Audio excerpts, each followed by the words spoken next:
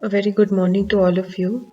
I'd like to thank Wipro for giving Vision Empire an opportunity to share with you our learnings during the pandemic and how we responded to it, both internally and as well as in terms of outreach. So, Vision Empire completed 3 years on the 4th of October 2020, and I have no qualms in admitting that every single day has been an opportunity to make friends with uncertainty. The difference post March 2020 was that the pandemic pushed the whole world, including the so-called well-planned, strategized institutions to confront uncertainty. Now, we work with the visually impaired community of teachers and students in Karnataka. Some of the direct impact of the pandemic has been the same as every other school community. The difference was in the response.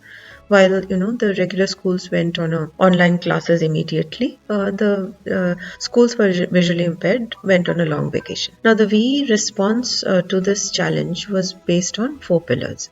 First, for us, the choice was simple: to accept the new abnormal, as I call it, with compassion and readiness to jump into action. Now, when I say compassion, I don't mean it bumptiously.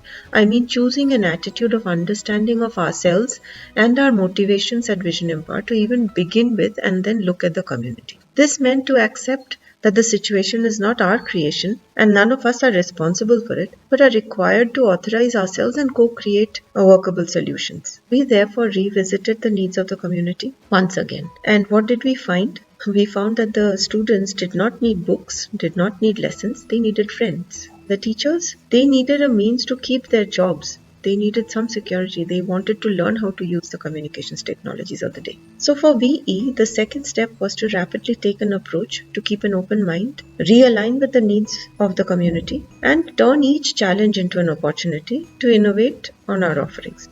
Thirdly, we took a capabilities approach to focus on our new functional solutions which could be utilized by the community right away. So in addition to the pedagogy, we focused on giving shape to our technology innovations, such as our accessible LMS Subodha and our Braille book reader Hex. And finally, we focused on new mechanisms using the digital platforms to reach out to the community. So the entire Vision Empire team is here with you to present to you how we use these four pillars to create the solutions.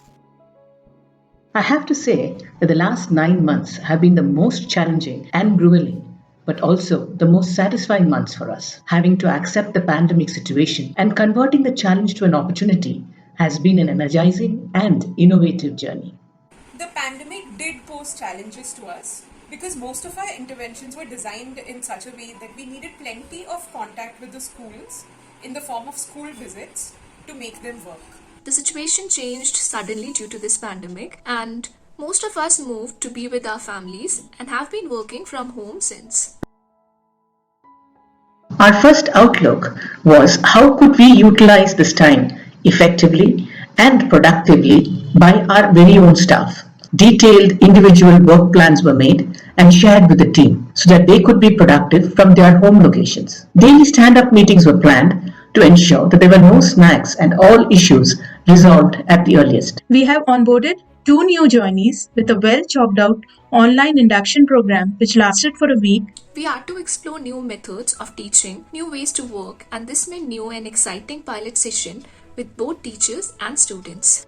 We had introduced 7 card-based games to 3 different schools and successfully implemented face-to-face play sessions for the pilot on numeracy through games. Initially, we paused a little to analyze the results of our pilot program in teaching children computational thinking skills. Based on the results and based on an intense review of literature, we first identified the key learning indicators that any curriculum should cover while teaching children computational thinking skills. We then designed play plans as opposed to lesson plans for games that covered each of these key learning indicators. We also looked at ways in which teachers can independently assess what the children have learned in the form of assessment rubrics that the teachers can use independently by themselves. Given that we saved travel time and could focus more on content, 20 more games were created in all. After a good amount of brainstorming, we decided to convert some of these games to suit the online mode. The team continued with the efforts of completing the creation of teacher instruction kits for grades 1 to 7 and detailed play plans for the computational thinking games. At the same time, we also realized that the pandemic might not be something that would be resolved immediately, and that we were looking at a minimum downtime of at least 6 months for the student and teachers. To convert this into an opportunity, we started to plan new interventions so that the downtime of the teachers could be spent productively by upskilling themselves from a digital perspective. We identified online digital platform and mobile apps which would be very essential for their effectiveness during the pandemic. We've had to completely revamp our instructional kits. We've changed it and added activities that will allow parents and teachers to work with children in their own homes. The other thing that has changed is we've been able to brainstorm on various methods and work with teachers as we've had more time. We also realized that many of our students, especially in the lower grades, were not doing much at home. We began conducting play session to develop grade level numeracy concepts and cognitive abilities through play. For children, it is a play session, but as they play and have fun with their friends, they also learn. We modified some of the games in such a way that they can now be played online, and we even came up with new games that can be played online based on the key learning indicators.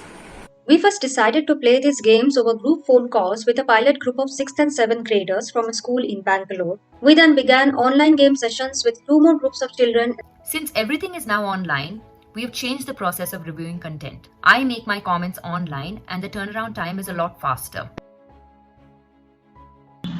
We also ensured that our online accessible learning management system, which we call Suboda, which hosts all the material that we create in an accessible format for the visually challenged, is made available for students and teachers across the country.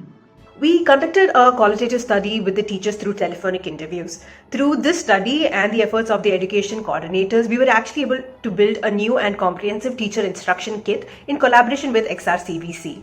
We also did secondary research to build new and accessible interfaces for Suboda. Our research is actually presented at India HCI 2020 conference. Our research covers topics that are rooted in the field and the challenges we face in the field. We are currently undertaking research on tactile diagram, storytelling as pedagogy, and teaching frameworks suitable for teaching children who are blind and visually impaired. Individual employee weekly status reporting and a well-structured shared project tracking mechanisms were created. During this time, we also focused on completion of Hexus, the affordable Braille book readers. Happy to share that Hexus was the winner of the Karnataka Elevate Startup Competition in May 2020 and NASSCOM Inclusive and Accessible India Award in October 2020. We knew that the only way during the pandemic was to move all our interventions to digital platforms. We began our outreach by first reaching out to the Department for the Disabled, Government of Karnataka, and sought formal approval from them to conduct online trainings for the teachers. We then reached out to the principals of these schools. We started with weekly 3 sessions for maths, science, and digital literacy.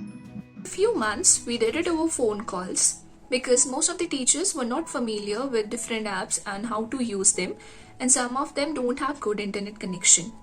Eventually, we trained the teachers and used the same apps for support calls. Since most of the teachers are comfortable in Kannada, they prefer the training and the interaction to be in Kannada. We support them over phone calls and also create Kannada content whenever required. For continued interaction with the teachers, we created WhatsApp groups, subject and grade-wise. In these groups, we share instructions both in Kannada and English, also send the assignment questions. The teachers respond in the group and everyone learns together. During the lockdown, ensuring that all teachers were available for the sessions at the allotted time on a regular basis was becoming a challenge, as many of them had many household and school-related work to be completed. To overcome this, we began to create audio tutorials in Kannada for the digital literacy intervention. These could be listened to at their time of convenience. Detailed audio tutorials were prepared with step-by-step instructions using TalkBack. These were created for simple tasks such as downloading, updating, and purchasing apps from the Play Store, and also for apps such as Google Meet, Google Text-to-Speech, Be My Eyes, and Voice Dream Reader. Happy to say that these have been a big hit among the visually impaired teachers. We have created 19 such tutorials, and these are available on our YouTube channel. Hi friends, ಎಲ್ಲರಿಗೂ ನಮಸ್ಕಾರ. ನನ್ನ ಹೆಸರು ವಿದ್ಯಾ Y. ಹಿಂದಿನ ಸಂಚಿಕೆಯಲ್ಲಿ ನಾವು Google meet ಅಂದ್ರೆ ಏನು ಅಂತ ತಿಳ್ಕೊಂಡ್ವಿ. The VE learning resources and teachers instruction kits have been uploaded on our website with all the curriculum relevant accessible resources. We are now creating DIY videos to help the willing volunteers and teachers to create tactile models and diagrams related to science and maths. Also, this period of working from home has provided an opportunity for professionals to rethink about social contributions they can make. This in turn has helped VE to get a good stream of volunteers who are helping us enthusiastically with translations, creation of content, and digital literacy.